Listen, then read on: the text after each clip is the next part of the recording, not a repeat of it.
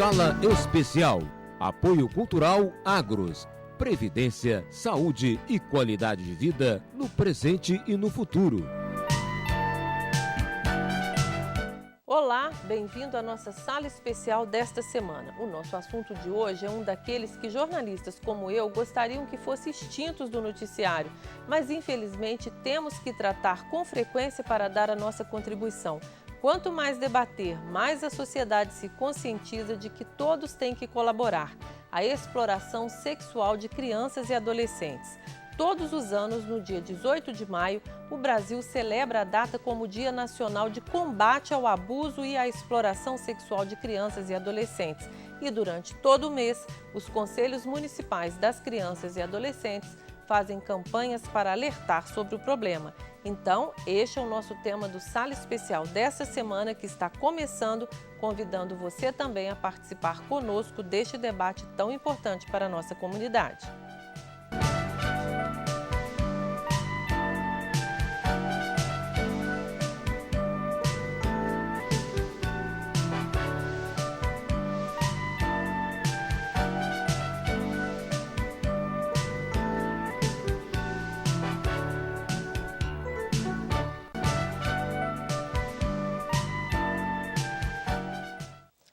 Para conversar sobre o combate ao abuso e à exploração sexual de crianças e adolescentes, estão conosco hoje a presidente do Conselho Tutelar das Crianças e Adolescentes de Viçosa, Elizabeth de Oliveira, a conselheira e educadora de Viçosa, Maria Cortês, e o professor Tancredo Almada, que também é do Conselho Municipal da Criança e do Adolescente. Bem-vindos ao programa.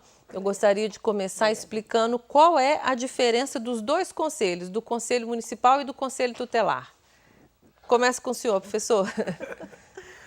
O Conselho dos Direitos da Criança e do Adolescente, ele tem por objetivo formular e acompanhar as políticas de atenção à criança e ao adolescente na área do município. O Conselho Tutelar tem como função principal zelar pelos direitos da criança e do adolescente.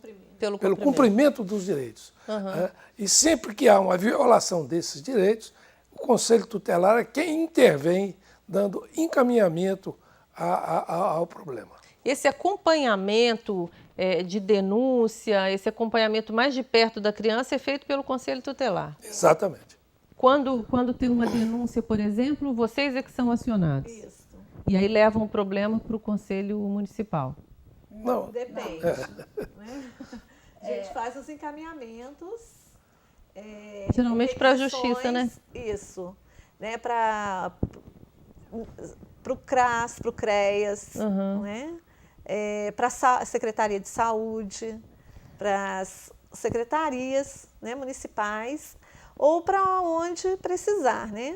Para a saúde, para hospitais. E depois do conselho, as Maria ações... também, Maria Cortês é educadora, ela também é conselheira do Conselho Municipal da Criança e do Adolescente e, como educadora, trabalha com...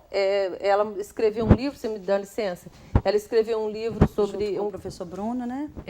Bruno Cury, que é um psicólogo, curso de orientação sexual, um tema transversal, e ela tem trabalhado com isso nessa campanha para mostrar que esse também é um assunto da escola, não é isso, Maria?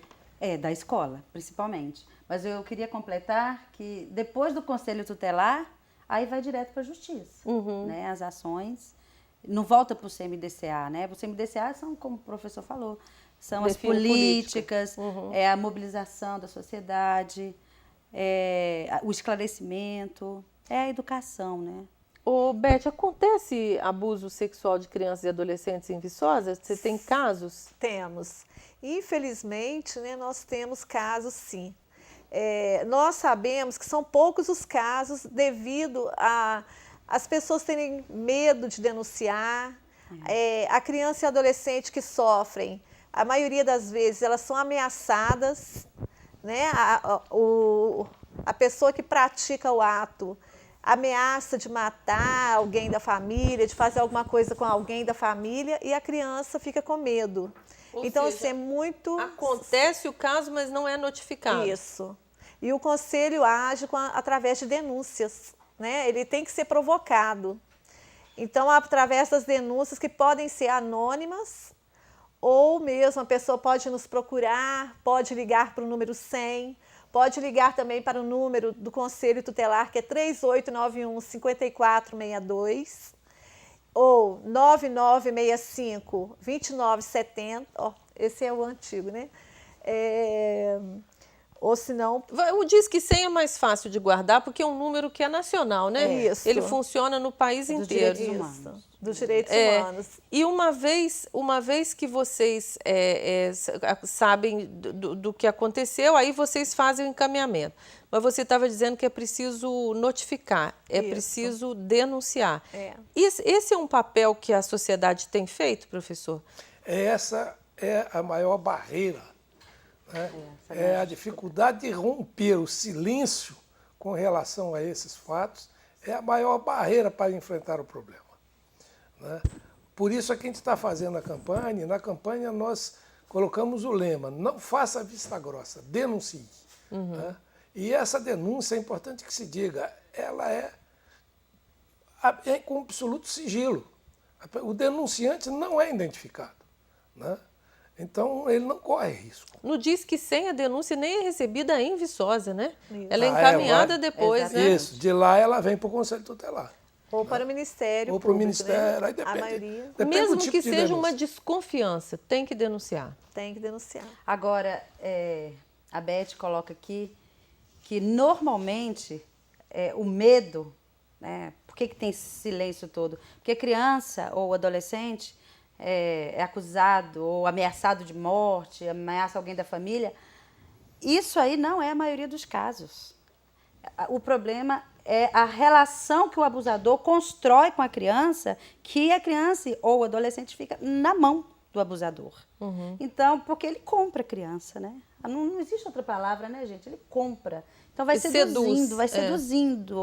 De acordo com a idade, ele não é bobo, ele olha o que interessa a criança. É bom deixar isso claro também. Quando a gente fala de exploração e abuso, a gente não está falando de estupro. Estupro é uma das formas de abuso. Existem muitas outras que precisam ser denunciadas. Não precisa chegar no estupro. Né? O dano psicológico é enorme para qualquer tipo de abuso. Né? E é desses outros casos que a gente está tratando, que eles são comuns. Muito mais comum do que a gente imagina.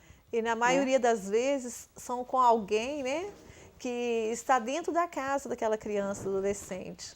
Às vezes o pai, o irmão, né, alguém que convive com ela. Alguém da confiança. Da confiança, que adquiriu a confiança da criança. Maria, me dá exemplos assim, do que não é estupro, mas que pode ser denunciado, que é considerado abuso, para deixar isso mais claro.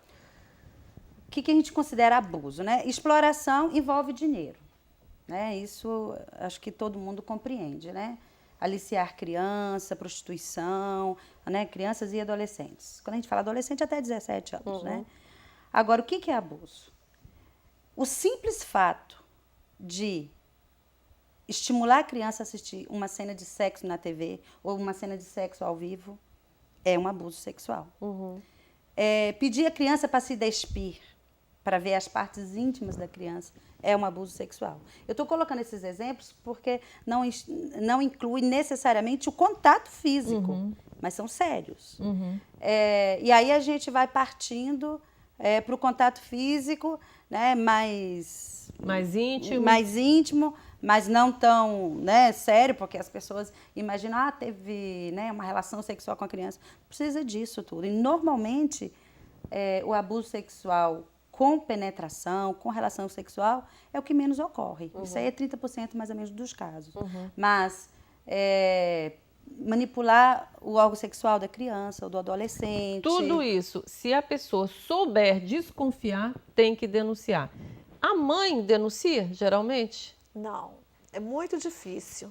Inclusive, assim, é uma dificuldade que a gente tem, né? Nós já pegamos casos que a mãe acredita... ou para manter, né, para continuar com aquela pessoa, ela não acredita na criança. Ela acha que a criança está fantasiando, está mentindo. Então, é muito difícil. Agora, tem mães que quando fica sabendo, né, muito raro, mas quando fica sabendo, elas procuram Geralmente as denúncias vêm de quem? Vêm da sociedade mesmo? Isso, da de sociedade, de vizinhos, de amigos, né? Que vê aquela situação e liga pra gente. A escola tem um papel fundamental também, né, Maria? Porque se a gente for analisar, quem é que fica hoje mais tempo com crianças e adolescentes? É a escola. São os professores, são as professoras. Porque a mãe trabalha fora, né? E ainda que ela não, né, esteja em casa e a criança também, a criança está na internet, está na TV. Então, o contato físico acontece na escola. Então, a escola tem papel fundamental nesse processo. E é possível? É importante lembrar que é na escola que os sintomas aparecem. Isso. A criança muda o seu comportamento, ela fica arredia, né? Ela cai no rendimento escolar. Então, o professor é elemento fundamental nisso aí, porque se ele observar direitinho os seus alunos, ele vai perceber que tem algo de estranho com aquela criança. A Maria estava até comentando com a gente que até os desenhos das crianças mudam, não é? É possível até perceber por meio de um desenho. Porque uma criança na sua inteirice, né, na sua completude, vivendo a infância, normalmente vai desenhar casinhas, coração, boneca, florzinha, né, flor, árvore, coisas do universo da criança, os brinquedos que gosta. Mas a criança abusada, que está sofrendo, ela normalmente vai trazer desenhos que choquem, desenhos com temas tristes, né? Desenho de pessoas chorando. Normalmente essas pessoas, né, dos desenhos das crianças abusadas, tem a genitália. É uma coisa, né, assim, que criança não presta atenção, de ficar entrando nesse nível de detalhamento, né, se coloca órgão reprodutor ou não. Mas criança abusada normalmente desenha a genitália e ainda, normalmente ela rabisca com uma cor escura na genitália para mostrar, não é mostrar de uma maneira consciente, mas há algo errado ali. Então, um professor mais atento, mais cuidadoso, pega um desenho daquele e percebe que tem algo estranho. As professoras costumam denunciar? É comum aqui em Viçosa? Você tem acompanhado? Também não? Isso, as crianças ficam mais desprotegidas ainda, né? Quando a gente sabe que nem a escola tem feito esse papel, né, professor? Essa que é o problema. Por isso que o nosso foco da campanha é denuncie, né? Porque se você pegar o Estatuto da Criança e do Adolescente e observar lá o artigo 4º do Estatuto, está bem claro, é responsabilidade da família, do Estado e da sociedade assegurar os direitos da criança e do adolescente. Colocá-la livre de qualquer situação de risco, negligência, discriminação e etc. Então, se a sociedade se omite perante a esses fatos, ela naturalmente está se tornando cúmplice desse crime. Bom, nós vamos falar dessa campanha daqui a pouco. O Sala Especial faz um pequeno intervalo, mas volta já, não saia daí.